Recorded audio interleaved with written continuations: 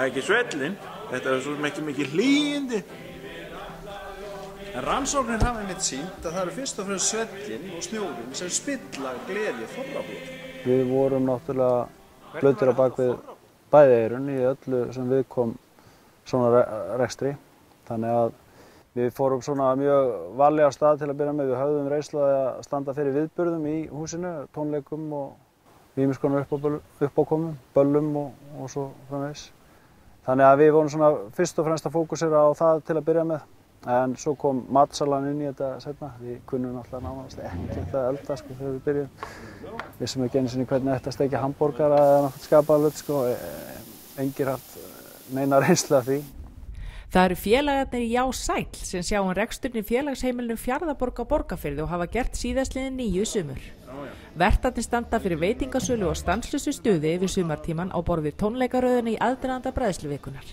Ég held svona að þegar maður lítur tilbaka þá það svona skemmtilegasta sem við höfum gert. Það svona þessi viðburðir sem eru svona ekki endilega ákveðið allt í þaula fyrirfram hvernig eiga að vera.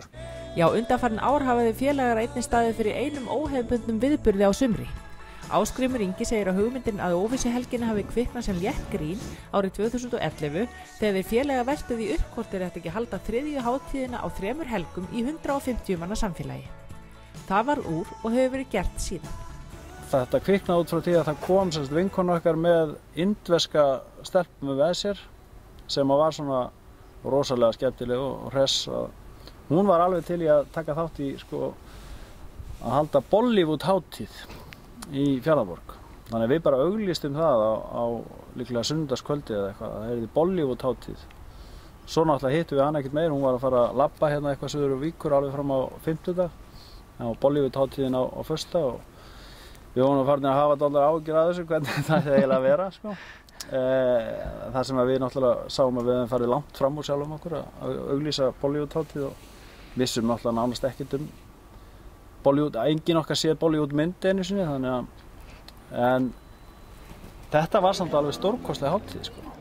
Og eftir þetta þá hefur alltaf verið við höfum sett alveg pressu á sjálf okkur að hafa alltaf einn viðburð á sumri þar sem við vitum ekkert hvað við erum eiginlega að fara að gera sko. Og við erum meðal annars haft jól í júlí og þorrablót líka og svo vorum við með arabíska hátíð þegar Þórunn Ólafsdóttir svo sem mennum við í forsvari fyrir Akkeri var að vinna hérna hjá okkur eitt sumar og við reynum að nota það sem við höfum sko. Hún náttúrulega hafði mikla og góða reynslu af arabíska heiminum og gat komið með búninga og kunna matreiða og þá sjálfsögðu slógum við eina arabíska hátíð. Þannig að þetta búið að vera svakalega skemmtilegt en óbúslega stressandi því að við auglýsum alltaf eitthvað sem við vitum ekki alveg hvernig á að fara að sko.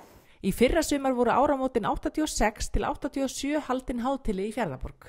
Það var líka dálítið langt út fyrir. Við vissum ekki alveg hvernig það færi en það var alveg snilldar skemmtur sko því að þá kom í ljós að fólk gat fundið þannig tækifæri til að draga fram 80 skallan sko og mætti náttúrulega upp strílað.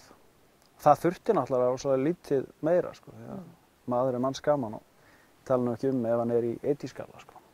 Í ár héldu þeir félaga svo heiðin jól. Ásgrímur Ingi segir stöðugan uppgang hafi verið í ferðaþjónustu á Borgarfirði frá því að þeir tóku við árið 2009. Gistirýmum hefur verið fjölgað og bæði afþreying eða það að segja uppbygging í Hafnarhólma til dæmis hefur náttúrulega rosalega mikið aðdráttarafl sem eiginlega bara alltaf að aukast og svo líka bara gott framboð af veitingastöðum og ég held samt að þegar uppi staðið þá það náttúrulega náttúran fyrst og fremst sem að dregur fólk inn. Það svolítið merkilegt að einhvern veginn bara hafa kært til að sitja upp alla þessa tónleika og bræðsluna og þetta. Það þarf að vera pínu klikka það. Jú, ég sé það stundum svona þegar ég kannski farin af staðnum og lít tilbaka og fylgist með á fjarlægð því sem að gerast. Það lygilegt sko hvað mikið að vera hérna, sérstaklega á sumrin sko.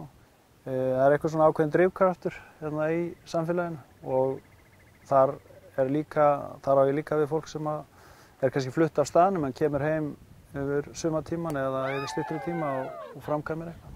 bræðslu tónleikarnir eru náttúrulega gott dæmi um það. Það væri ekki hægt bara með heimafólki að framkvæma eitthvað svoleiðis stórverki, sko. En ég held að samfélaginu hérna þykir vænt bræðsluna og allt sem það er í kring og ég held að sé allir að vanda sig að svona halda þessu gangandi. Maður bara þakka fyrir meðan að fólk kemur og nýtir.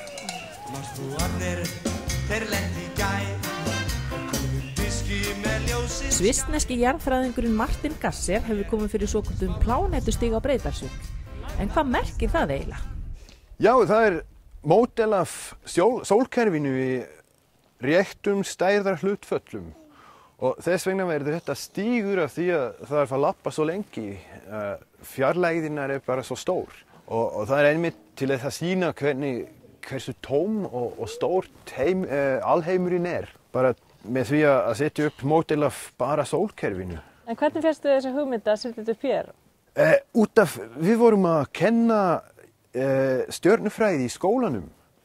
Bara nokkur klukktíma og svo datt mér í huga það væri gott að sýna krökkunum þetta og ég ætlaði að gera það líka þegar ég var í Sviss. Bara setja upp alvöru módel af sólkerfinu með lítum. Það eru til svona plánetustígur allan heim og líka hérna á Íslandi næst ég í Höfn og einn frábærli er líka á Reykjanesi en það er ekki lit á þeim. Það sérstaklega með þetta er að allir plánetur og sólin líka eru litaðir. En ég geri þetta bara sjálfur, ég tók bara kúlur á réttum stærðum og hérna títuprjóna hausar.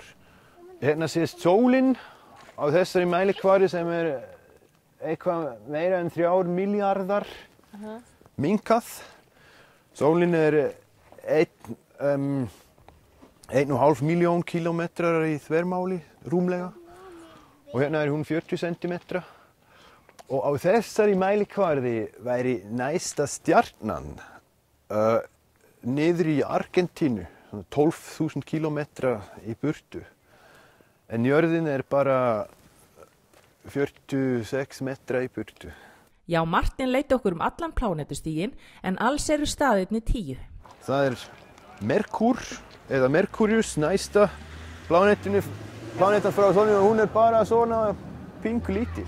Og það stendur hérna á skiltinu hvað stór hún er og hvað lengi það tekur að snýst sólina, 88 dagar. Og það er svolítið heitt, það er 427 stiga hiti allan daginn og á nóttinu 170 stiga frost. Það er ekki þægilegt. Nei, blý myndi bráðna á daginu og frjósa á nóttinni. Og það væri hægt að segja svo mikið hverri einasti plánetu en við setjum bara svona helstu upplýsingar og eitthvað sem er svolítið spennandi. Jörðin er uppáhaldspláneta Martins. Jörðin er eiginlega tvöfalt kerfi með tunglinu. Tunglið er svo stórt miðað við jörðinni og ég er búinn að gera hann líka. Hann er þetta litla kúla hér sem snýst í þennan átt og þetta fjarlægð. Og það er ekki mjög langt frá. Og það sést því miður ekki Ísland en það sést Grænland og Kanada. Er þetta mikið skoðað? Eru eins og ferðamenn að skoða? Já, ferðamenn eru ofta að koma og bara lesa einn og annan. En við vitum náttúrulega ekki hve margt fólk fer allan stíginn. Af því að það er engin eftirlit. Nei. Og það er gaman að vita. Það er 1,6 kilometra. Það er flott lapp fyrir fólk sem finnst gaman að ganga. Þá er þetta komið hjá okkur í kvöld. Við hittist aftur á sama tíma eftir viku. Bless, bless.